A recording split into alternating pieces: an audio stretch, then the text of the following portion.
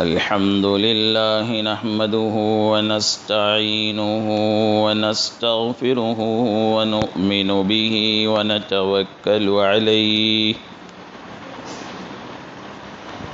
ونعوذ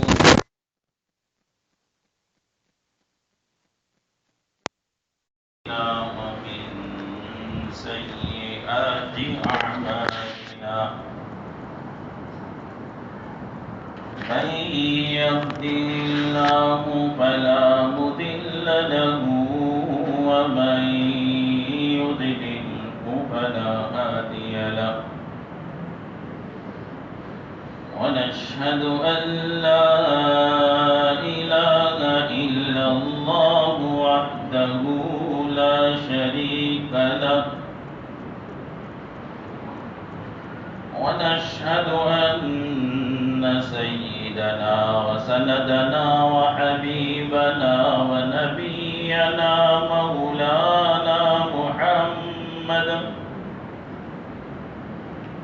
مولانا محمدا عبده ورسوله أرسله بالحق بشيرا ونذيرا وداعيا إلى الله بإذنه وسراجا منيرا وصلى الله على النبي وآله وأصحابه وبارك وسلم تسليما كثيرا أما بعد فقد قال الله تبارك وتعالى في القرآن المجيد والفرقان الحميد أعوذ بالله من الشيطان الرجيم بسم الله الرحمن الرحيم وما أرسلناك إلا رحمة للعالمين آمنت بالله صدق الله مولانا العظيم وصدق رسوله النبي الكريم ونحن على ذلك من الشاهدين والشاكرين والحمد لله رب العالمين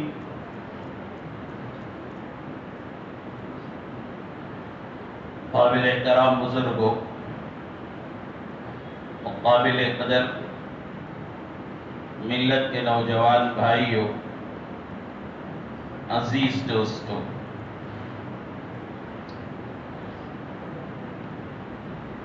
خدائے رب العزت اس دنیا میں بہت سی چیزوں کو رحمت بنا کر پیدا کیا۔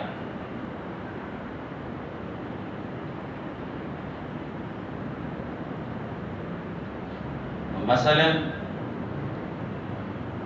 پانی ہے، اللہ نے اسے ایسی رحمت بنا کر پیدا کیا، کائنات کا ہر فرد اس کا محتاج ہے، اس کے بغیر اس کی زندگی کا تصور نہیں ہے۔ لیکن جب یہ پانی ضرورت سے زیادہ ہو جاتا ہے تو پھر رحمت کے بجائے زحمت اور مصیبت ہو جاتی ہے۔ ہوا ہے، ایک ایسی رحمت ہے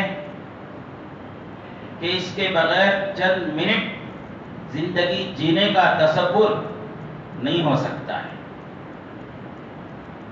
لیکن جب یہ حد سے زیادہ ہو جائے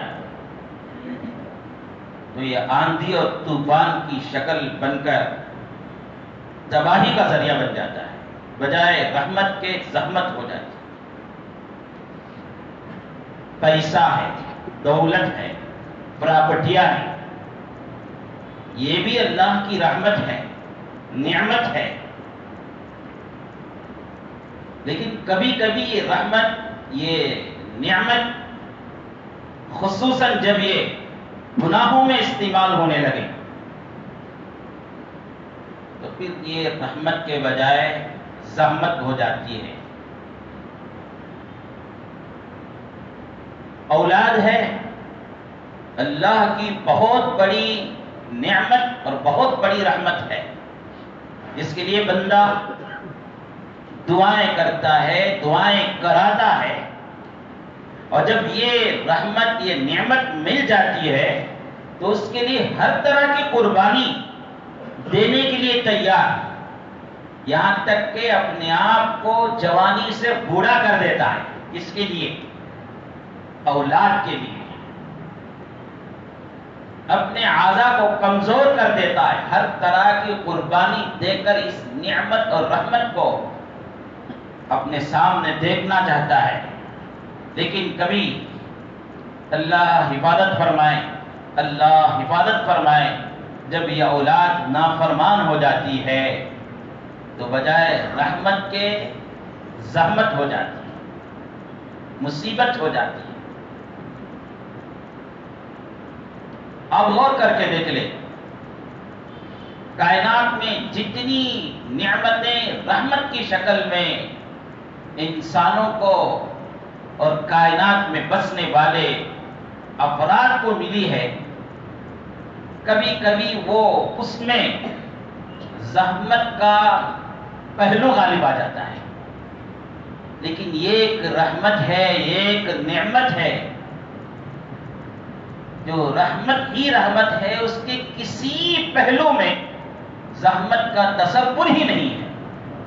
وہ میرے اور آپ کے آقا سرکار دو عالم رحمت للعالمین صلی اللہ علیہ وسلم، آپ کے بچپنے سے جوانی تک یہ مخلوق کے لیے رحمت، جوانی سے نبوت تک آپ رحمت، نبوت سے ہجرت تک آپ رحمت، ہجرت سے وفات تک آپ کائنات کے لیے رحمت، وفات سے عالم آخرت کے سارے حصے میں آپ سارے انسانوں کے لیے، سارے کائنات والوں کے لیے رحمت بنا کر بھیجے گئے. زحمت کا کوئی حصہ ہی نہیں. کبھی آپ کسی بندے کے لیے بدعا بھی کر دیں، آپ صلی اللہ علیہ وسلم کسی کو بدعا نہیں کرتے تھے، آپ کو سجانے والوں کو بدعا نہیں دی، آپ کے راستوں میں کانٹے بچھانے والوں کے لیے بدعا نہیں کی، آپ کو پتھروں سے مار مار کر لو لہان کرنے والے اوباشوں کے لیے بدعا نہیں کی، بلکہ یہ دعا دیا کرتے تھے، اللہم اہدی قومی فانہم لا یعلمون، یا اللہ ان کو ہدایت سے نواز دے، وہ مجھے نہیں جانتے. لیکن کبھی ایک دو جگہ آپ کی سیرت میں، حدیث کے کتابوں میں ملتا ہے، آپ نے کسی کو بدعا دیا تو وہ بدعا بھی اس شخص کے لیے رحمت بن کر ثابت ہوئی. مسلم شریف کی روایت ہے، سلمۃ بن اکوع رضی اللہ عنہ روایت کرتے ہیں، باب الاطعمہ والاشربہ میں، ایک مرتبہ رسول اللہ صلی اللہ علیہ وسلم کے لیے دسترخوان بچھایا گیا، اس میں مختلف لوگ حاضر تھے. رسول اللہ صلی اللہ علیہ وسلم کی عادت تھی، سنت ہے، آپ بسم اللہ پڑھ کر کھاتے اور دائیں ہاتھ سے، سیدھے ہاتھ سے کھایا کرتے تھے، اور مجلس میں بیٹھے اس والوں کو بھی بسم اللہ کی تلقین فرماتے، تعلیم دیتے. تو سلمۃ بن اکوع رضی اللہ عنہ روایت کرتے ہیں، اس دسترخوان میں آدمی بائیں ہاتھ سے کھانا لگا، اور عربوں کا طریقہ فیشن تھا، وہ دائیں ہاتھ سے، بائیں ہاتھ سے کھایا کرتے تھے. اور رسول اللہ صلی اللہ علیہ وسلم نے سیدھے دائیں ہاتھ سے کھانے کی تعلیم دیا کرتے تھے. اب کسی کو اچھی لگے، کسی کو سمجھ میں آئے یا نہ سمجھ میں آئے، ہم امتی کو یہی ہونا چاہیے کہ ہم ہر جگہ ہر وقت، چاہے کون سی بھی مجلس میں ہو، کیسی بھی تہذیب والوں کے درمیان ہو، ہم ہمارے نبی کی سنت پر عمل کرتے ہوئے سیدھے ہاتھ سے دائیں ہاتھ سے کھائیں.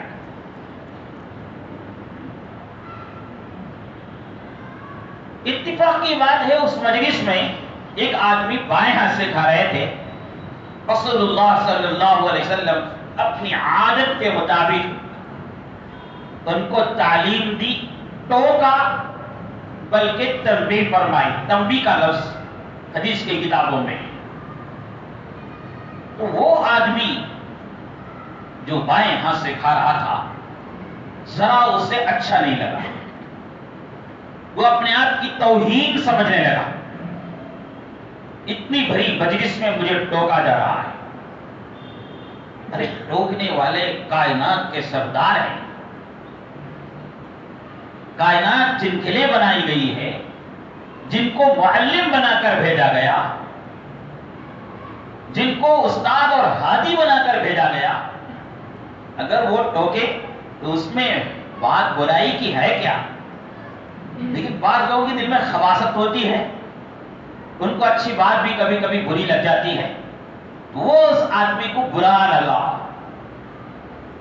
تو اس نے برجستہ کہا مستطاع. اس نے کہا کہ میرا سیدھا ہاتھ درست نہیں ہے، میں سیدھے ہاتھ سے کھا نہیں سکتا. حالانکہ یہ جھوٹ تھا. غرور میں آ کر، تکبر میں آ کر جھوٹ بولا تھا. رسول اللہ صلی اللہ علیہ وسلم کو ہو سکتا ہے وحی کے ذریعہ معلوم ہو گیا ہو، یا ممکن ہے کہ آثار دیکھ کر سمجھ گئے ہوں گے. ہم کو بھی سمجھ میں آ جاتا ہے نا، کوئی شریف بچہ کچھ شرارت کرتے ہوئے کچھ جواب دیتا ہے تو اس کا جواب اس کے زبان حال سے معلوم ہو جاتا ہے، باڈی لینگویج سے معلوم ہو جاتا ہے کہ یہ جھوٹ بول رہا ہے. تو رسول اللہ صلی اللہ علیہ وسلم کو ہو سکتا ہے سمجھ میں آ گیا ہو. آپ نے فوراً کہہ دیا کہ اب اس کے بعد کبھی تم سیدھے ہاتھ سے کھا ہی نہیں سکو گی، سیدھے ہاتھ سے کھا ہی نہیں سکو گی. کتابوں میں لکھا ہے زندگی بھر اس کا سیدھا ہاتھ منہ تک جاتا نہیں تھا. اب یہاں پر بعض لوگوں کو دل میں خیال پیدا ہوتا ہے آپ تو رحمت بنا کر بھیجے گئے تھے، ستانے والوں کو آپ نے دعائیں دی، پریشان کرنے والوں کو آپ نے دعائیں دی، یہ بدعا آپ نے کیسا بنا کر دیا؟ آپ تو رحمت للعالمین ہے. شارحین حدیث یہاں پر بیان کرتے ہیں رسول اللہ صلی اللہ علیہ وسلم نے بدعا اس لیے دے دیا کہ اگر اس بندے نے رسول اللہ کی نافرمانی کر کے، رسول اللہ کے سامنے جھوٹ بول کر، رسول اللہ کے سامنے غرور اور تکبر میں مبتلا ہو کر ہمیشہ ہمیشہ جہنم کے ایندھن بننے کا مستحق بن گیا تھا. اور رسول اللہ صلی اللہ علیہ وسلم اپنے امتی میں سے کسی کو اپنی وجہ سے جہنم میں ہوتا ہوا دیکھے یہ برداشت نہیں تھا. لیکن اللہ کا غضب اسے جہنمی بنانے والا تھا. تو رحمت للعالمین صلی اللہ علیہ وسلم کی رحمت نے اسے مختصر سا ایک بدوے کا جملہ دے کر آخرت کی ہمیشہ کی بربادی سے بچا کر دنیا میں ذرا سزا دی. وہ بدعا بھی آپ کے لیے رحمت، اس کے لیے رحمت بن گئے. تو ہمارے یہاں عنوان چل رہا ہے اتفاق سے ربیع الاول کے مہینہ شروع ہونے کے بعد سے عام طور پر ربیع الاول کے مہینے میں سیرت کا عنوان میں سے کسی ایک پہلو پر بحث چلتی ہے، بیانات چلتے ہیں. ہمارے یہاں رحمت للعالمین صلی اللہ علیہ وسلم کی رحمت سے کائنات کے ہر فرد کو حصہ ملا. ماں کو، باپ کو حصہ ملا، بیوی شوہر کو حصہ ملا، بھائی بہن کو حصہ ملا، بیٹا بیٹی کو آپ کی رحمت سے حصہ ملا، بے سہارا ضرورت مندوں اور حاجت مندوں کو آپ کی رحمت سے حصہ ملا،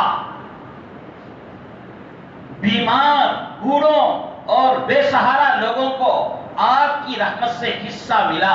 یہ عنوان چل رہا ہے، شاید آپ کو یاد ہو۔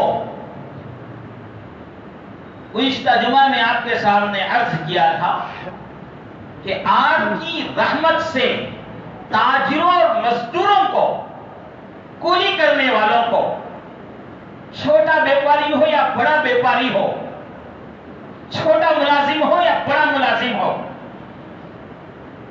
بڑے بڑے نوکریاں کر کے بڑی بڑی ملازمت کرنے والا ہو یا چھوٹی چھوٹی ملازمت کر کے مزدوری کر کے کمانے والا ہو، تاجروں اور مزدوروں کو محمد رسول اللہ کی رحمت سے کیا حصہ ملا وہ سناؤں گا۔ بتایا تھا نا آپ کے سامنے۔ تاجر حق لے لیجئے، محمد رسول اللہ صلی اللہ علیہ وسلم کی بعثت سے پہلے تاجروں کا حال یہ تھا،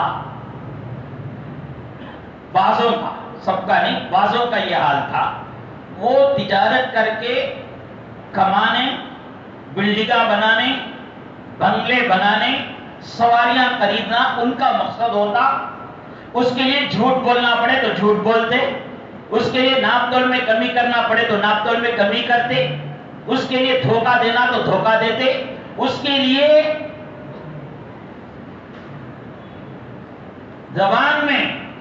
زبان کی خلاف ورزی کرنے کی بات آتی ہے تو زبان سے وعدہ خلافی کرتے، سب کچھ کر کے 4 پیسہ کمانے کو اور بڑا کمان سمجھتے ہیں۔ بعضوں کا یہ حال تھا تاجروں کا۔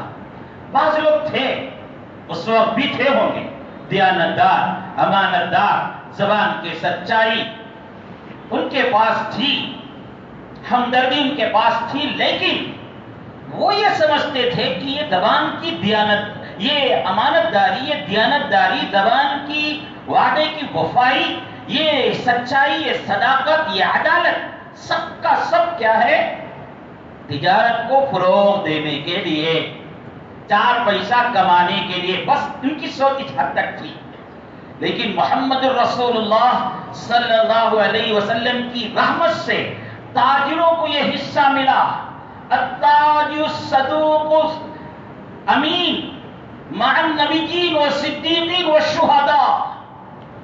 محمد رسول اللہ صلی اللہ علیہ وسلم چھوٹے ہو یا بڑے تاجر، ان کے لیے کہا کہ تم اپنی تجارت میں صداقت اپناتے ہو، امانت داری اپناتے ہو، سچائی کو اپناتے ہو، تم ہو سکتا ہے دکانداری کر کے اپنے آپ کو چھوٹا معمولی سمجھتے ہو، لیکن اللہ رب العالمین کے پاس تمہارا اتنا بڑا مقام ہے۔ دکانداروں سنو، تاجروں سنو، سچائی کے ساتھ، امانت داری کے ساتھ، زبان کی وفائی کے ساتھ تجارت کرنے والوں سنو، رسول اللہ صلی اللہ علیہ وسلم نے فرمایا، ہو سکتا ہے تم اسے دنیا کا کام سمجھتے ہو سکتا ہے تم اسے پیٹ پالنے کا ذریعہ سمجھتے ہو، یقیناً یہ پیٹ پالنے کا ذریعہ ہے، یہ دنیا داری ہے، دنیا کمانے کا ایک ذریعہ ہے، لیکن صداقت اور عدالت اور امانت داری اور ہمدردی کی وجہ سے تم کل قیامت کے دن صدیقین کے ساتھ، شہداء کے ساتھ، انبیاء کے ساتھ تمہارا حشر ہوگا۔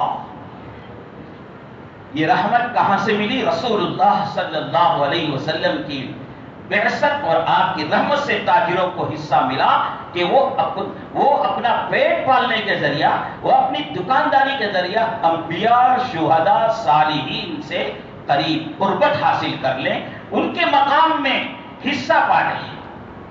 جب سے یہ ارشاد ہوا محمد رسول اللہ کا، بہت سے تاجروں کا سوچنے کا انداز بدلا، سوچنے کا انداز بدلا۔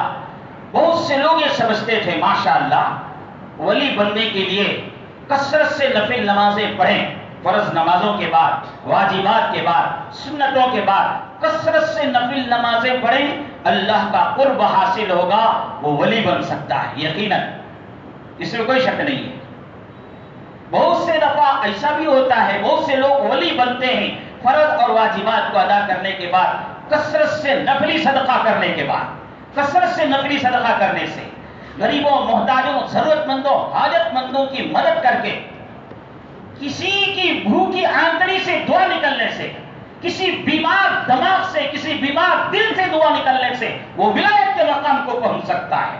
یقین ہے اس میں، کوئی شک نہیں۔ بہت سے لوگ فرض واجبات کو ادا کرنے کے بعد، لوگوں کے حقوق کو ادا کرنے کے بعد، قرض ادا کرنے کے بعد، حج اور عمرہ کر کے، پیدل پہ حج نفل کر کے، پیدل پہ عمرے کر کے ولایت کے مقام کو پہنچ کر والی بن سکتے ہیں۔ سوچنے کا انداز بعد میں نبی صلی اللہ علیہ وسلم نے اپنی رحمت سے یہ دیا، اے تجارت کرنے والوں، تم بھی ولی بن سکتے ہو، تم بھی مقام انبیاء اور شہداء، صالحین اور صدیقین کے ساتھ تمہارا حشر بنا سکتے ہو اگر تم اپنی زبان کو سچی بنا لیں، اگر تم اپنی زبان میں وفائی لا لیں، امانت داری لا لیں، دیانت داری لا لیں، ہمدردی لا لیں، تو تمہارا مقام بھی بڑے بڑے اولیاء کے ساتھ ہو سکتا ہے۔ ہو سکتا ہے آپ چھوٹی تجارت کرتے ہوں گے، ٹھیلا گاڑی میں آپ پیاز بیچتے ہوں گے، ٹھیلا گاڑی میں آپ ماؤس بیچتے ہوں گے، فروٹ بیچتے ہوں گے، یا وقت کے بہت بڑے تاجر ہوں گے، آپ ولی بننا چاہتے ہیں، آپ اللہ سے قربت حاصل کرنا چاہتے ہیں، انبیاء، شہداء، صالحین، صدیقین کے ساتھ اپنا حشر دیکھنا چاہتے ہیں، آپ مایوس ہونے کی ضرورت نہیں۔ فرض نمازوں کو ادا کرو، واجبات کو ادا کرو، حقوق جو ہے اسے ادا کرو، اور اس کے بعد امانت داری کے ساتھ، دیانت داری کے ساتھ اپنی چھوٹی تجارت ہو یا اپنی بڑی تجارت کرو، ولی بن جاؤ گے مرنے سے پہلے۔ اللہ کے نبی نے فرمایا جنت میں اپنا مقام بنا لیں گے۔ ایک روایت آپ کو بتاتا ہوں، رسول اللہ صلی اللہ علیہ وسلم نے فرمایا کل قیامت کے دن ایک تاجر کو خدائے رب العزت کی بارگاہ میں پیش کریں گے۔ وہ گھبرایا ہوا، پریشان، بے چین رہے گا، پتہ نہیں میرے ساتھ کیا سلوک ہوگا، اور اسے پورا یاد آتا ہے، زندگی میں اس نے جو جو کیا وہ سب اسے یاد آتا ہے، جلدی جلدی یاد آتا ہے، اور جتنا جلدی یاد آتا ہے اتنا زیادہ گھبراہٹ ہوتی ہے، اتنی زیادہ بے چینی ہوتی ہے، جو جو چیزیں بھول گیا تھا وہ سب یاد آ جاتے ہیں۔ تو اس تاجر کا حال بھی یہی، خدا رب العزت کی بارگاہ میں اسے حاضر کیا گیا، بیچارہ گھبرایا ہوا ہے۔ اس کی گھبراہٹ کو دیکھ کر اللہ رب العالمین کو رحم آتا ہے اور رحمت کا بہانہ ڈھونڈتے ہیں۔ باوجود ہے کہ آپ عالم الغیب، سب کچھ جانتے ہیں، لیکن دوسروں کی عبرت کے لیے رسول اللہ صلی اللہ علیہ وسلم نے اس واقعے کو بیان کیا کہ فرشتوں سے کہا گیا دیکھو اس کے اندر کوئی، اس کے نامہ اعمال میں کوئی نیکی ہے کیا، ایسی نیکی جس سے میں رحم کر دوں۔ تلاش کیا گیا، فرشتے ایک بار کہے، دو بار بتائے، تین بار بتایا، پروردگار رب العالمین ایسی کوئی بڑی نیکی نہیں ہے جس سے رحم کیا جائے اس پر۔ اللہ نے عالم الغیب میں کہا کہ دیکھو، تو فرشتوں نے کہا یہ ایک نیکی نظر آ رہی ہے، ایک نیکی نظر آ رہی ہے۔ کیا ہے نیکی؟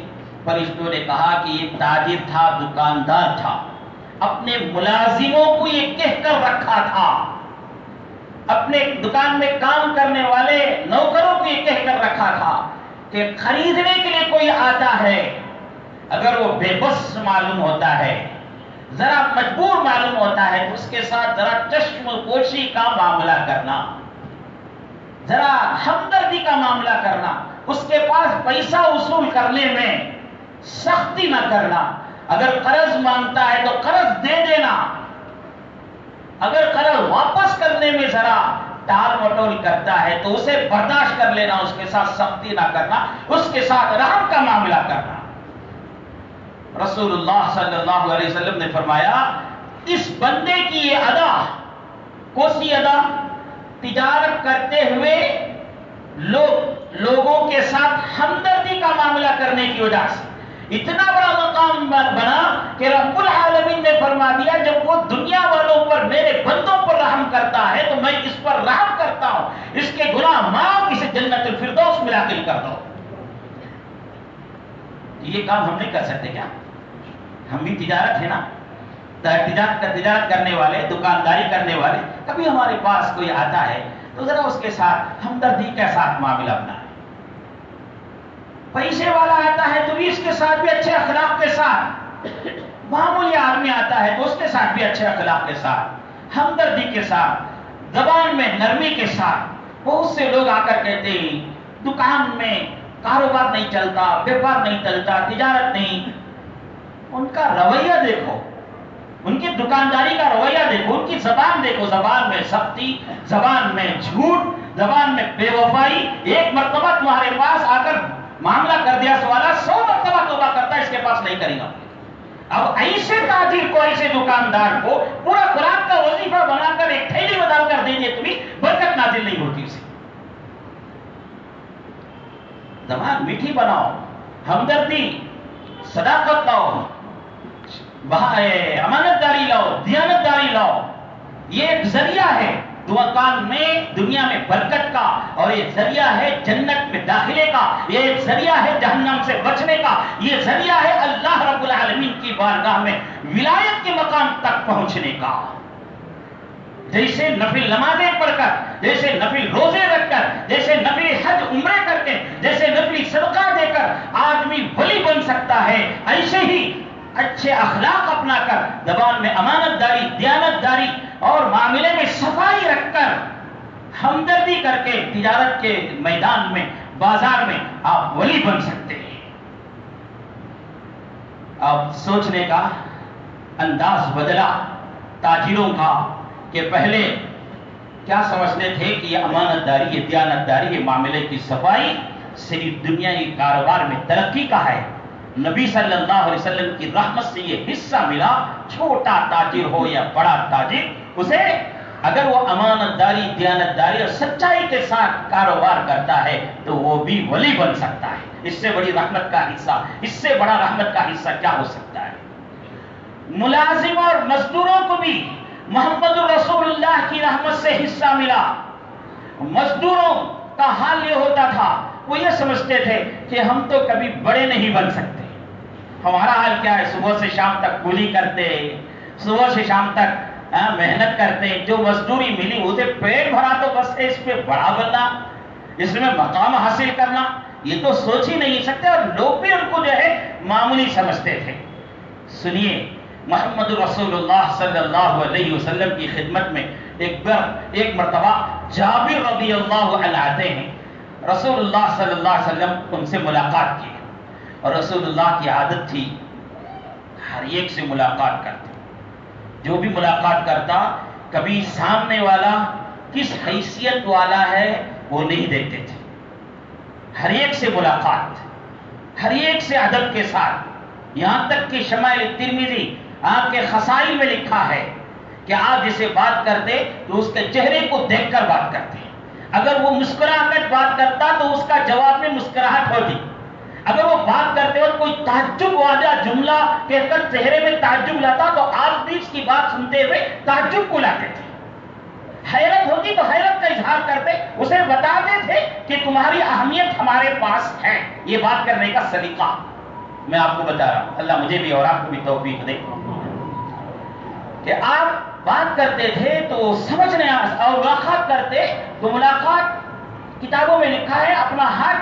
پورا دیتے، کبھی بھی پہلے چھین نہیں دیتے تھے، سامنے والا ہی اپنا ہاتھ واپس لینا پڑتا، تب تک ملا کر رکھتے تھے۔ ایسا نہیں کہ اتنا ہاتھ دینا، اور بڑے آدمی ہیں تو پورا ہاتھ دینا، چھوٹا آدمی ہے تو بے توجہی سے بات کرنا، جو چھوٹے آدمی ہے تو اسے اتنا ہاتھ دے کر ملاقات کرنا، یہ طریقہ ہمارے نبی کا نہیں ہے۔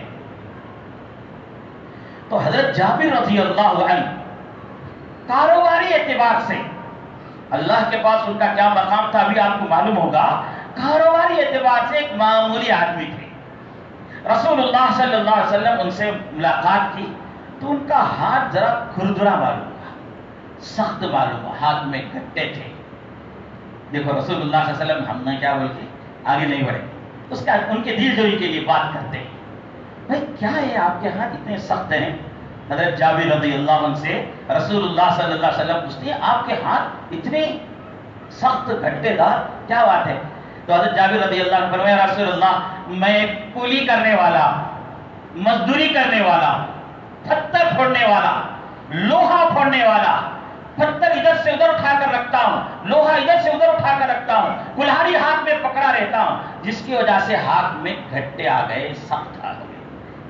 تو رسول اللہ صلی اللہ علیہ وسلم ان کے ہاتھ کو اپنے مبارک لبوں سے، اپنے مبارک ہونٹوں سے چوما اور فرمایا ہادی ید لا تمسہ النار، یہ وہ ہاتھ ہے مزدوری کرنے کی وجہ سے اس مزدوری پر جہنم کی آگ حرام ہے، جہنم کی آگ حرام ہے، جہنم اسے نہیں چھوئے. شرط یہ ہے کہ وہ مزدوری دیانتداری کے ساتھ ہو، امانت داری کے ساتھ ہو، سچائی کے ساتھ ہو، وفائی زبان کی وفائی کے ساتھ ہو، تو پھر اس کا مقام، وہ معمولی مزدوری کرنے والا کہاں ہو گیا؟ ایسے بڑے مقام میں پہنچ گیا، ایسے بڑے مقام میں پہنچ گیا کہ رسول اللہ نے فرمایا تمہارے ہاتھ کو دوزخ کی آگ نہیں چھوئے گی. حضرت عبداللہ بن مبارک رضی اللہ عنہ کا واقعہ بیان کر کے اپنی بات کو ختم کروں. حضرت عبداللہ بن مبارک رضی اللہ عنہ ایک بہت بڑے محدث ہیں، بہت بڑے فقیہ بھی ہیں، اور ولایت میں بھی بڑا اونچا مقام حاصل ہے. آپ کی وفات ہوتی ہے تو آپ کے چاہنے والوں میں سے، آپ کے مریدین میں سے ایک آدمی آپ کو خواب میں دیکھا، آپ کو خواب میں دیکھا، پوچھا حضرت کیا معاملہ ہوا آپ کے ساتھ؟ اللہ رب العالمین نے آپ کے ساتھ کیا معاملہ کیا؟ فرمایا اللہ نے میرے ساتھ مہربانی کا معاملہ فرمایا، میری زندگی کے کیے ہوئے اعمال کو اللہ نے قبولیت سے نوازا. یہ بہت بڑی بات ہے بھائی. زندگی میں ہم جو کام کرتے ہیں، وعظ و نصیحت کا، یا خیر خواہی کا، یا سماجی خدمت کا، یا مدرسے کی خدمت کا، یا مسجد کی خدمت کا، یا بیماروں کی عیادت کا، یا ماں باپ کے والدین کی خدمت کا، جو بھی نیک عمل ہم نماز، روزہ، زکوٰۃ، حج، جو بھی عمل کرتے ہیں، اگر اس پر اللہ کے طرف سے مہر قبولیت کی لگ گئی تو یہ بہت بڑی کامیابی کی بات ہے. حضرت عبداللہ بن مبارک رضی اللہ عنہ رحمۃ اللہ علیہ نے فرمایا کہ اللہ نے میرے اعمال کو قبول فرما کر مجھے ایک مقام عطا کیا جس سے میں خوش ہوں. میرے ساتھ بڑی نوازشات اور مہربانی کا معاملہ فرمایا. پھر آپ نے فرمایا کہ میں ایک میرا پڑوس تھا لوہاری، لوہا پڑنے والا، اس کو دیکھا کہ اللہ نے اس کو میرے سے بھی بڑا مقام عطا کیا ہے. کس سے؟ محدث، حدیث بیان کرنے والے. کس سے؟ فقہی مسائل، یہ جائز یہ ناجائز بیان کرنے والے. کس سے؟ ولایت، بہت بڑا مقام حاصل تھا. حضرت فرماتے ہیں کہ ایک لوہاری کو اللہ نے مجھ سے بڑا مقام عطا کیا ہے، اسے دیکھ کر مجھے ذرا رشک ہوتا ہے. یہ نیند سے بیدار ہوا آدمی، نیند سے بیدار ہوا اور تلاش کرتے ہوئے حضرت عبداللہ بن مبارک رضی اللہ عنہ کے گھر کے پاس پہنچا. معلوم کیا وہ پڑوسی کون ہے؟ تو معلوم ہوا کہ اس کی بھی وفات ہو گئی، اس کی بھی وفات ہو گئی. دل میں تڑپ تھی، سوچا کہ اس کے حالات کچھ معلوم کریں.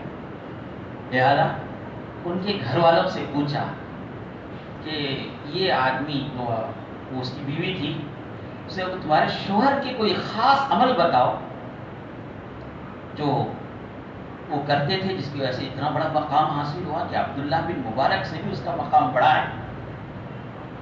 انہوں نے کہا کہ عام لوگوں ہی کی طرح ان کا عمل تھا، لیکن دو چیزیں ان کے اندر خاص تھی، دو چیزیں ان کے اندر خاص تھی. اور یہ دو چیزوں کے بارے میں میں نہیں کر سکتا یا آپ نہیں کر سکتا، بلکہ ایسا نہیں ہے. ہم میں سے ہر ایک آدمی یہ کر سکتا ہے، لیکن اس میں ہماری غفلت ہوتی ہے جس کی وجہ سے بڑے بڑے مقامات سے ہم معلوم ہیں. حضرت عبداللہ بن مبارک وہ لوہاری کی بیوی کہنے لگی کہ میرے شوہر صبح سے شام تک لوہا پھوڑتے، مزدوری کرتے، لیکن ان کے اندر ایک خاص بات تھی کہ وہ لوہا پھوڑتے ہوئے کام کرتے ہوئے جب بھی مسجد سے اذان اللہ اکبر کی آواز سنتے، حی علی الصلاۃ کی آواز سنتے، آؤ نماز کی طرف، تو ہم نے دیکھا ان کا حال یہ تھا کہ وہ اپنے کام دھندے کو فوراً اسی وقت چھوڑ دیتے، ایک سیکنڈ کے لیے بھی اب وہ کام میں مشغول نہیں ہوتے تھے، ایک سیکنڈ کے لیے بھی اپنے کام میں مشغول نہیں ہوتے تھے، یہاں تک کہ اگر کلہاڑا اٹھائے ہوتے تو ادھر سے ہی چھوڑ دیتے، اب یہ کہتے کہ میرے رب کی پکار آنے کے بعد، میری رب کی پکار آنے کے بعد اب میں دنیاوی کام میں مشغول نہیں ہو سکتا، چھوڑ چھاڑ کر اللہ کے گھر کی طرف چلے جاتے۔ یہ کام مشکل ہے کیا؟ یہ کام مشکل ہے کہ بھائی ہم کام کرنے والے، مزدوری کرنے والے ہو یا تجارت کرنے والے ہو یا جاب کرنے والے ہو، کچھ بھی ہو، یہ کام مشکل ہے کیا؟ کام چھوڑ کر کل کر آنا آسانی سے آ سکتے ہیں۔ یہ صفت ان کی یہ تھی کہ وہ فوراً یہ کرتے۔ دوسری عادت ان کی یہ تھی، رات بھر کام میں، دن بھر کام میں مشغول ہوتے، رات میں آ کر سوتے، نیند کھلتی ان کی تو وہ استنجا کے لیے جاتے تو حضرت عبداللہ بن مبارک کو دیکھتے، حضرت عبداللہ بن مبارک کو دیکھتے۔ عبداللہ بن مبارک صاحب حیثیت بھی تھے، آپ کی کتابوں میں، آپ کی سیرت میں لکھا ہے کہ آپ پیسے والے بھی تھے، بہت بڑے پراپرٹیاں تھی آپ کی، بڑے دولت مند آدمی تھے آپ۔ ایک طرف ولایت میں بادشاہت حاصل ہے، حدیث کی کتابوں میں بادشاہت حاصل ہے، فقہی مسائل بیان کرنے میں بڑا مقام حاصل ہے، ساتھ میں آپ بہت بڑے مالدار بھی تھے، کمانے کا ٹینشن نہیں تھا، پیسے کا ٹینشن نہیں تھا۔ تو یہ لوہاری کی بیوی کہتی ہے کہ میرے شوہر کا حال یہ تھا کہ رات میں دیکھتے حضرت عبداللہ بن مبارک نماز کے لیے، تہجد کی نماز، حضرت عبداللہ بن مبارک کی عادت تھی گھر کے چھت پر پڑھا کرتے تھے نماز، تاکہ سکون سے نماز پڑھ سکیں، تہجد چھت پر پڑھا کرتے تھے۔ اور یہ لوہاری ان کو دیکھتا، حضرت عبداللہ بن مبارک کی جائیداد پر اس کی نظر نہیں تھی، اس کی پراپرٹیوں پر اس کی نظر نہیں تھی، حضرت عبداللہ بن مبارک کے پیسے اور دولت پر نظر نہیں تھی، نظر تھی تو اس بات پر کہ حضرت عبداللہ بن مبارک کیا سکون سے راتوں میں عبادت کرتے ہیں، تہجد پڑھتے ہیں۔ اگر ایسا موقع مجھے بھی مل جاتا، مجھے بھی ایسی سہولت ہو جاتی۔ اس نے یہ نہیں پوچھا کہ مجھے بھی ایسی دولت مل جائے، مجھے بھی ایسی پراپرٹی نہیں، بلکہ اس نے کہتا تھا کہ مجھے بھی ایسی سہولت ہو جائے تو رات میں اٹھ کر میں بھی اللہ کو پکارتا تھا۔ یہ دو خاص صفتیں تھیں۔ یہ کیا؟ اذان ہوتے ہی کام کو چھوڑ کر مسجد چلے جاتے اور رات میں تہجد پڑھنے والوں کو دیکھ کر رشک کرتے تھے۔ اس اللہ والے مرید نے حضرت عبداللہ بن مبارک کا کہا کہ اللہ کی بندی، معلوم ہے ان دو صفتوں کی وجہ سے، ان دو عادتوں کی وجہ سے تمہارے شوہر کا مقام عبداللہ بن مبارک سے بھی بڑھ گیا ہے۔